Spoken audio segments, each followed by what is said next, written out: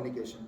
So everybody would have heard TSN. So in this room, like, it might be a new topic for a few of them. So I just want to introduce TSN with a real world comparison. So I will just quickly go through this. I don't want to take much time, but since we are a big group, I want to start it with a real world comparison.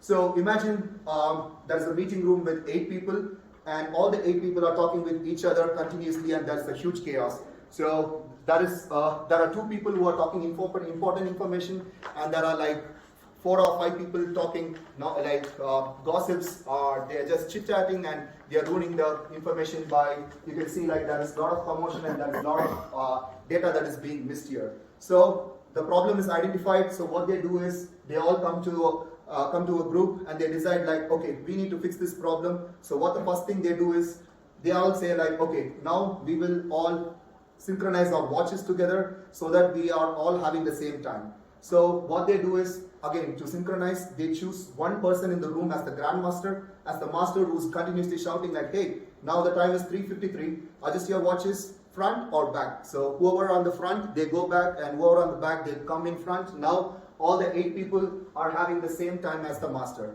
So this can be combined as, so they're all looking at their watches now. Okay, yeah, the time is going on. Yeah, now they are all synchronized. So this is time synchronization, and 802.1AS is achieved. So what happens when 802.1AS is achieved is, now the group comes in again. Now that they are all having their watches same together, now everybody takes a different color, and then they say like, there's one session that happens every 80 seconds.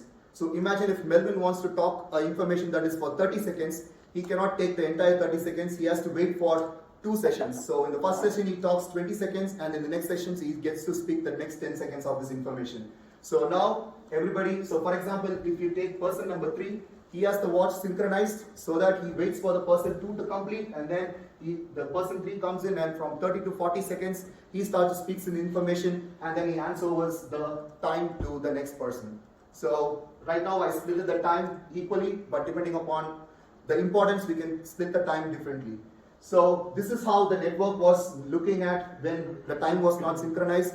So we can replace 8 people with 8 traffic classes, which is already defined for the industrial standards. So you can see like everything is crowded, and this is not making sense. So imagine the motor control data coming in, and then they get caught into the audio video traffic.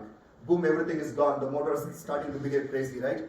Now what happens is, now this is where the magic happens. Like all the 8 traffic classes, they are all placed exactly like, right now I've just, in this graphing, I split all the 8 windows for, this is like a window of 1 millisecond. So like we have 125 microseconds for each traffic class. So in QBV, the traffic class is split with respect to the VLAN priorities, and they are all placed accordingly here. So this is the difference that TSN make on the field level, and all the